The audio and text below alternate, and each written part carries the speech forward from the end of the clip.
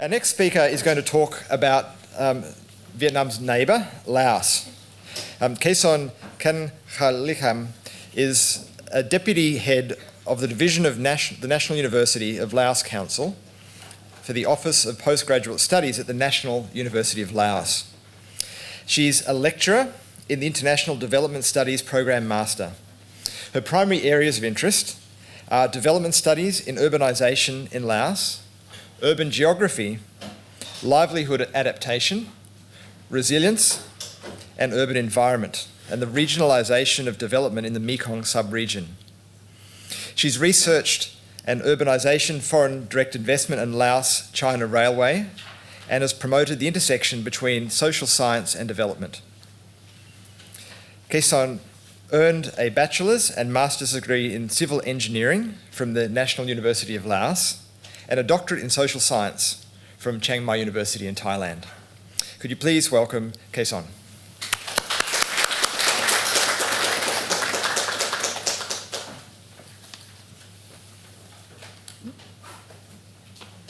Okay, I could say sabaidi.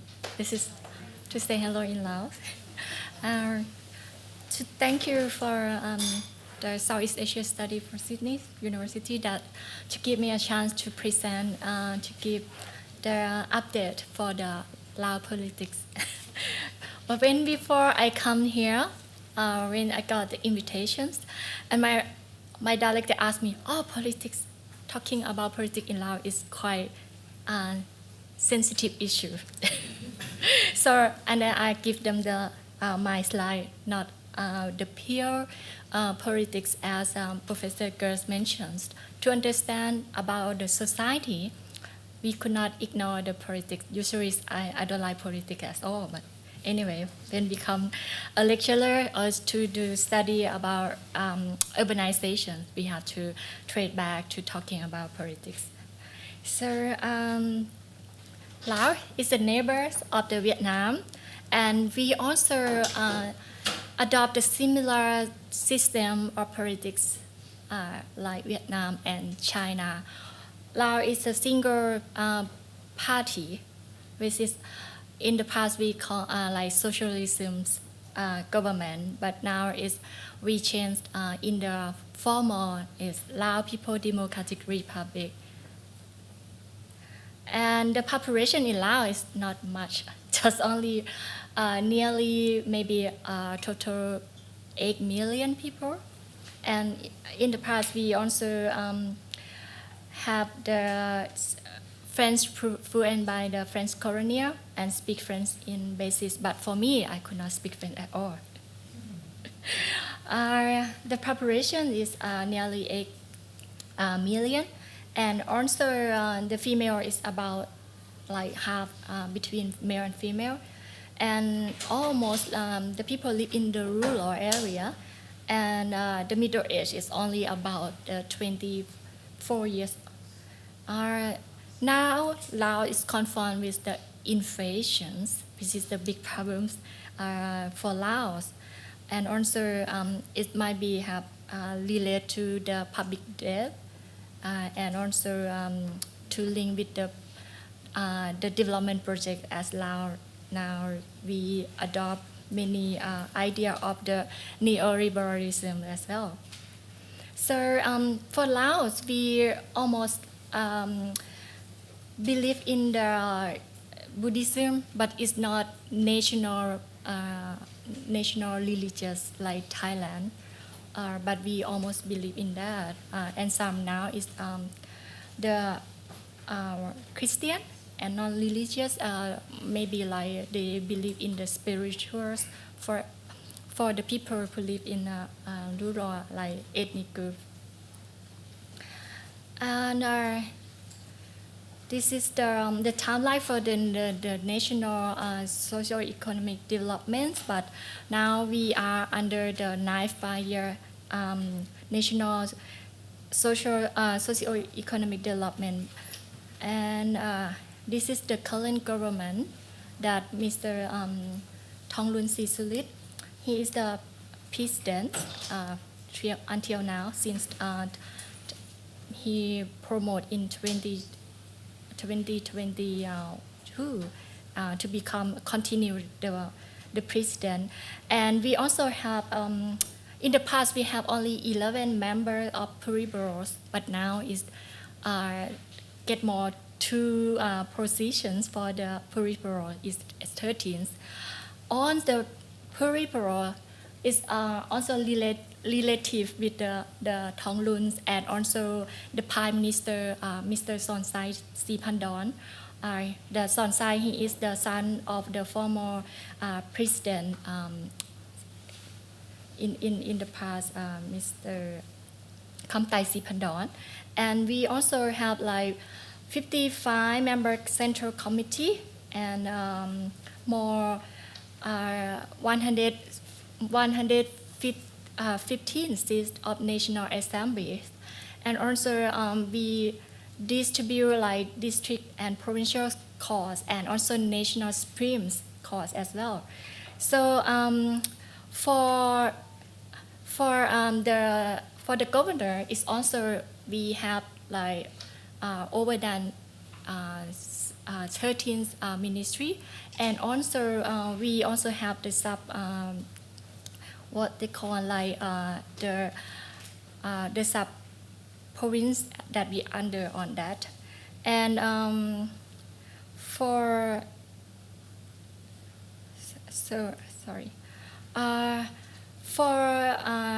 there is also a legal political party, and also as I mentioned that we changed from the to become Lao People Revolutionary Party is also not the same as Vietnam at all. Now Vietnam, they also separate for the secretary of the Revolution Party, and Lao now we almost like the president and the secretary of the party is only one person that hold the 2 positions. So of course for talking about corruption, it's hard that to say no one to monitor or to audit the government. That Lao is still still in the list of less developed countries and supposed to live from that status in 2026. That we hope that we are gonna live from that less developed country. And this is the forecast of the GDP that is supposed to be the 4.0%, but in fact we can do only about like 3.7, and in this year also for 4% as well. But for the inflation is quite high for Laos, and the inflation in last year is over than 31.2%. But in the realities, the inflation in Laos is over than 50%. This is just the report from the ADB World Bank and the BOL Bank of the Laos PDR. But in general, for the market and the societies, for exchange rates, that the inflation is over than 50% already. But as we could not talk that what happened in this process, because on the system, as we just use the banknotes, not only for the electrics or for the e-notes, some kind like that. If the people, they would like to keep the money in their personal rather than to keep in the bank, as they could control the currency themselves, and also they to make like more guarantee that if have any problem with the economics, they will now they conserve or they buy more gold, which is more guarantee for them because of the war in Ukraine and Russia or other countries that we have now. So the Lao people is more okay. We will use the cash and buy the gold. It will be to make sure that we are prosperity enough. And this is the comparisons with the economic forecast. But inflation in Laos, as you see, is the number 1 in Southeast Asia, right? almost like over than 20%.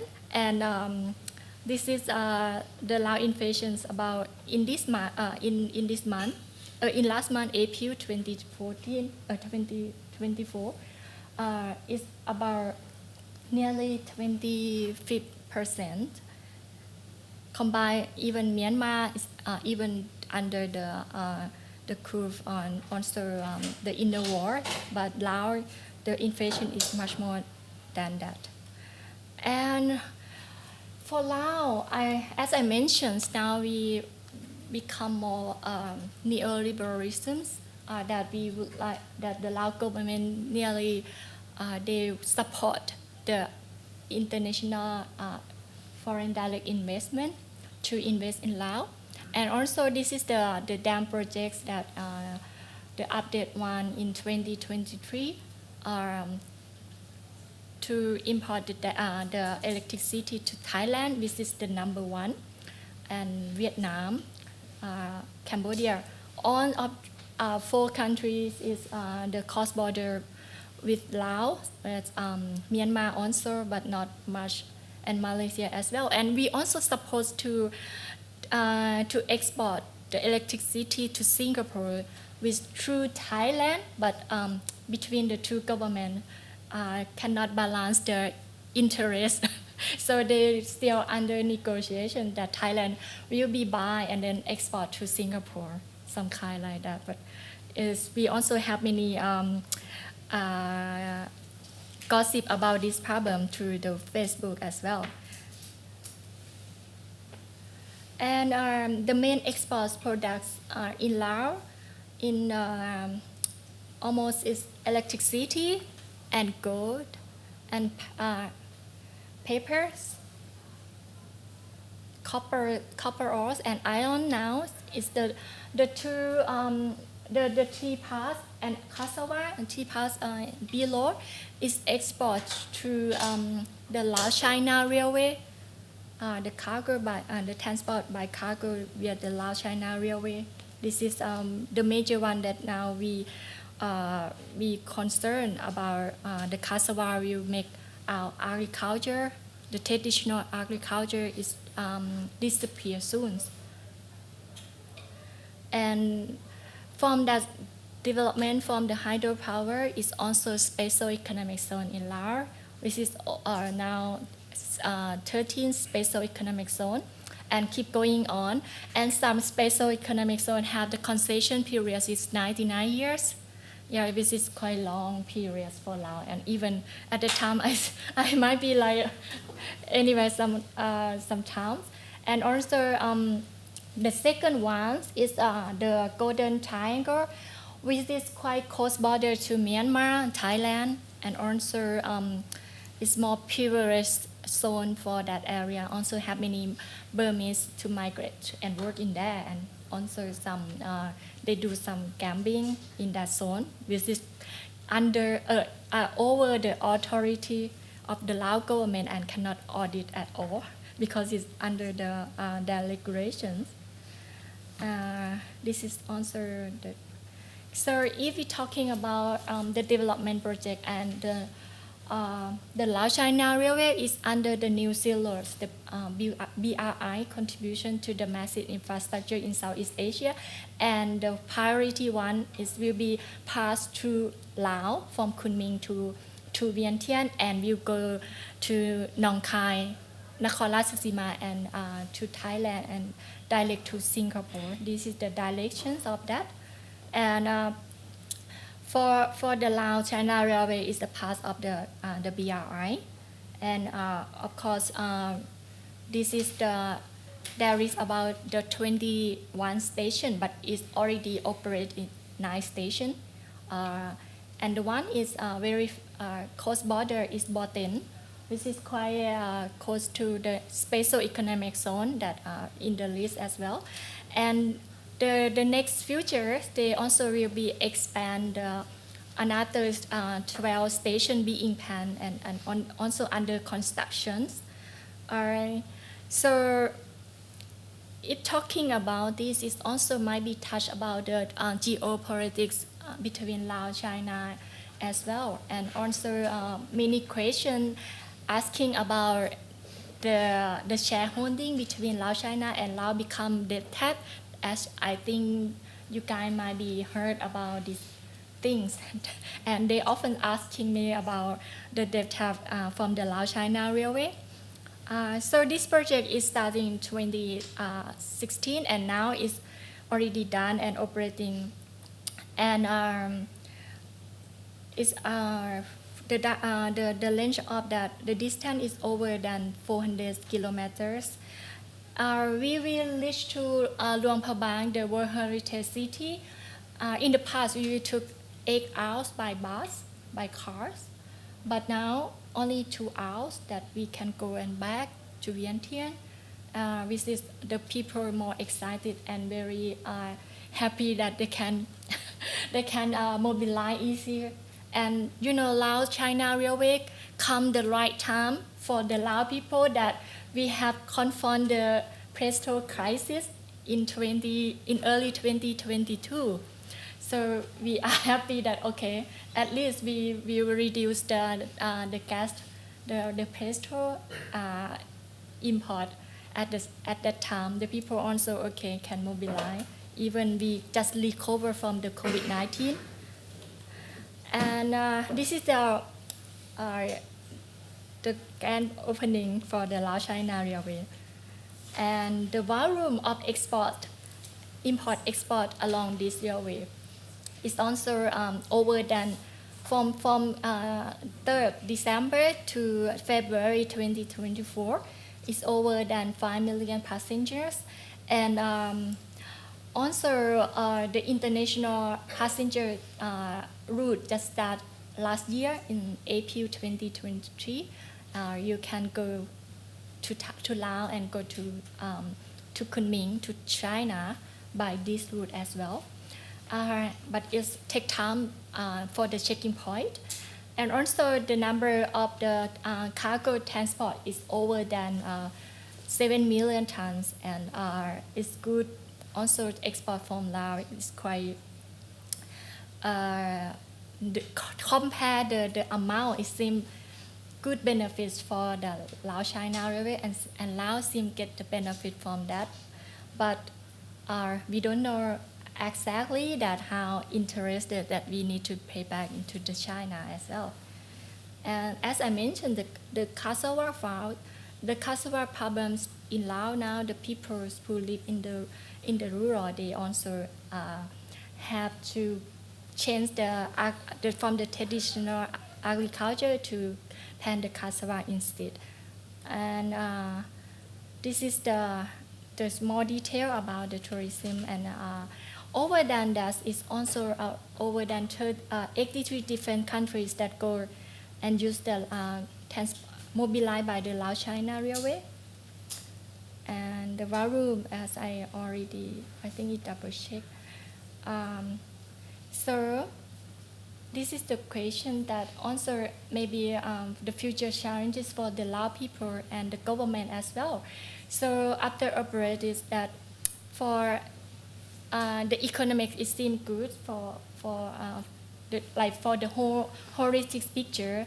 It seems good for Laos, but in fact, for the small SME, for the small private sector, they seem confront the big problems that because when the Laos China Railway come and it take also every raw material, and also from the upstream to downstream is operated by the Chinese entrepreneurs. This is obstacle for the Lao business, which is we cannot competitions with them, and then it's still the big problem that the Lao government have to be balanced and also limited some part for the Lao business as well, like to conservation for that. Otherwise, we be lost everything. Even our traditional costume like silk is also they make artificial and copy very professional for this, and the Lao people cannot handle with the competition price, which is very cheap for Laos. And additional, we should advise the strategy for a sustainable investment. Yeah, so that's all for me. Thank you.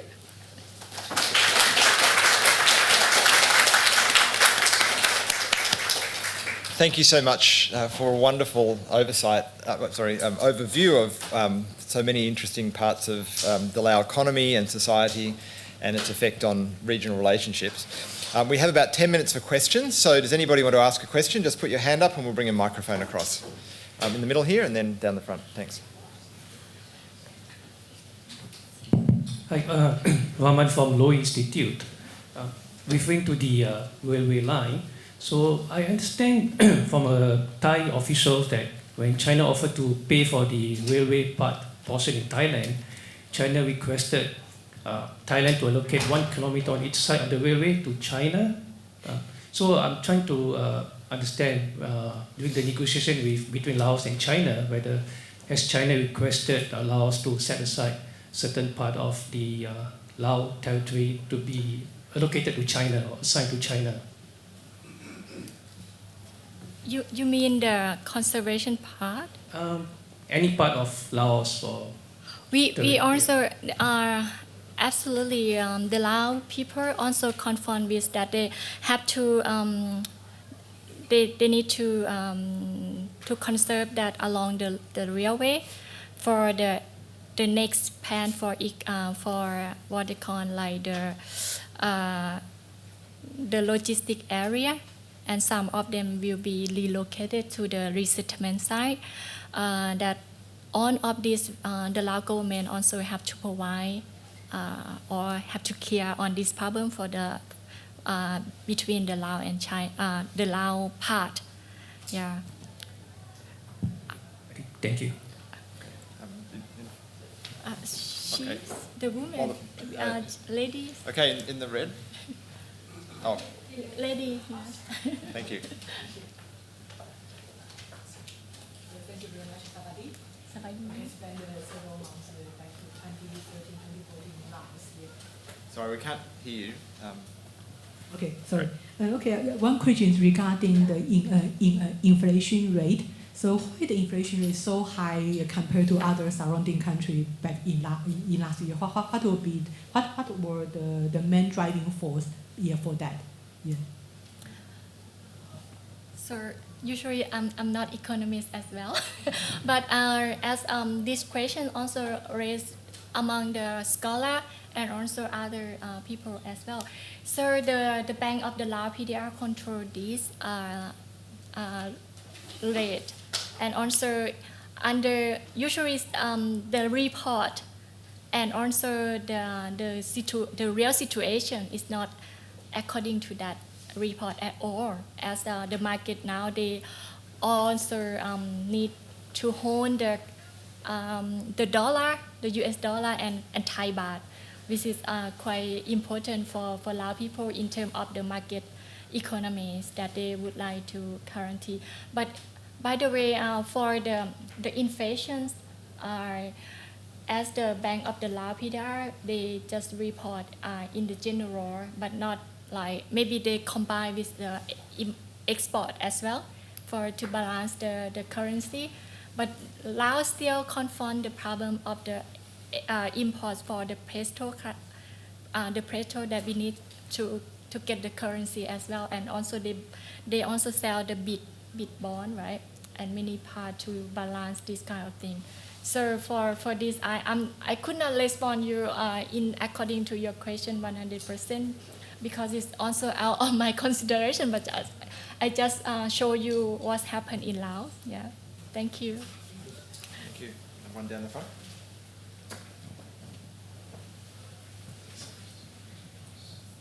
Kesone, what a great talk. I can well understand why you would talk about the Laos-China Railway. It's politics in action. And I wonder whether you would be prepared to reveal to us what's good in the Belts and Roads initiative with this, because it seems to create an economic, a political, and an enduring dependency to China and not to other countries. Okay. Usually, one part of the Belt and Road is also under the politics as well. That we quite how to say is more the relationship between Laos and China also play the role on the economics, but for the decentralization or centralization that we based on the Vietnamese as well, we followed on coast to the Vietnam, which is the coast fence between Laos and Vietnam. I could not talk the pure politics in Laos without the economics directions at all, because it also have the many agenda during this kind of things that the BRI also have take a long time for influence the Lao politics, that we need to shift from the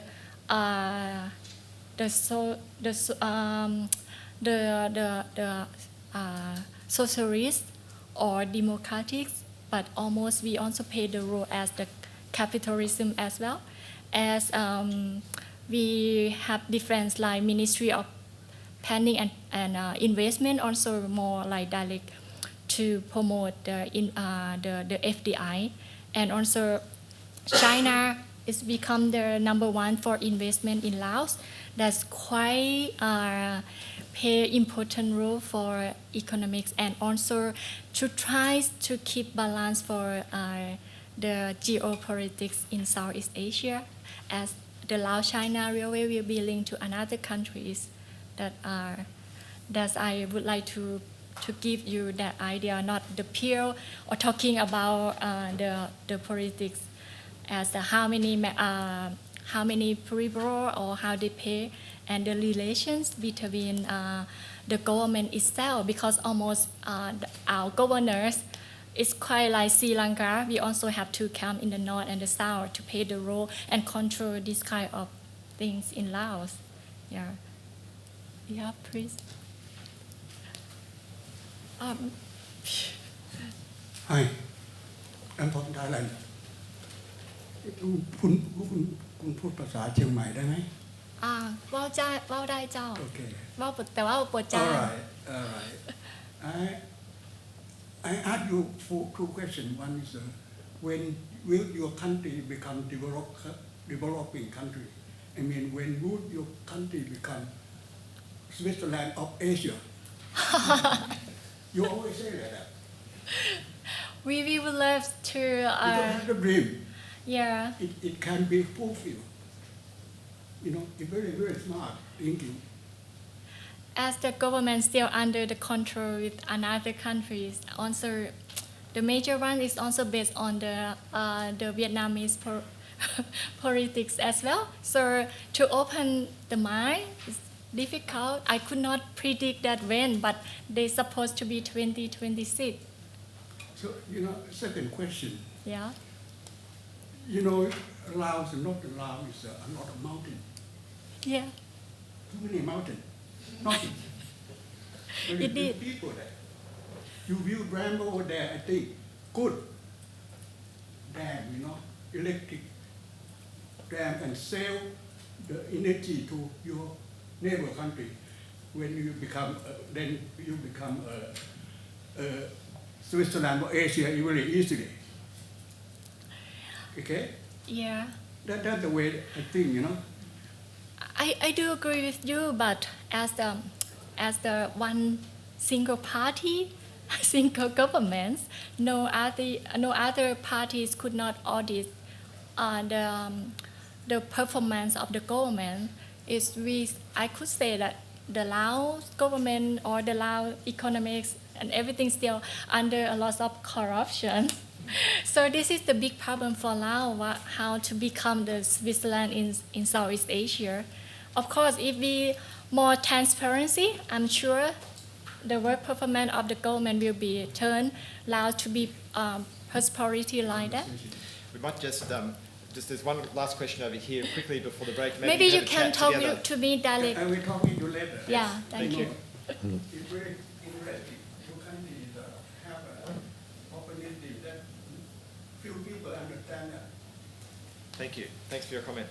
Yeah, please. Hi, good afternoon. My name is Andrew Wanandi. I'm from the Indonesian Employer Associations, APindo, and also from Chamber of Commerce representative from Indonesia.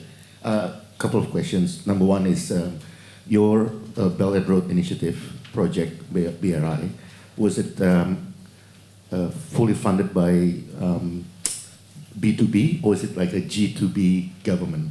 The reason why I ask is because Indonesia also have very similar method where there used to be B2B and then the private sectors or the SOE ran out of money and then Chinese government asked for guarantee from the Indonesian government. So I'd like to understand in your situation, was it always a B2B or was it like a government guaranteed project from the start? Our project is G2G. G2G, yeah? Yes. Okay, from the start. Yeah. So Laotian government had to guarantee the project from the start, right? Yeah. Okay, which is different from Indonesia where along the way they changed the tactics. Okay, that's number one. Number two, for your dams, you know that you had a number of dams. Who's the funder of those dams? Well, so usually also have the electric do Lao company will be handled on that dam, but some also invest by the China, like the By Chinese government also? the private sector of Power China, and the other from Thailand, the IGAT, also the Shogansang and Southeast Asia company, and other like the dam was collapsed is also invest by the Korean company as well. And in Laos, only one Chinese, one regulator in terms of the state-owned electricity, only one company, or was it there multiple companies that actually looking after electricity in Laos? Only one company. Okay, thank you. Thanks very much for your question. Could everyone join me, please, in thanking Kesone for the presentation?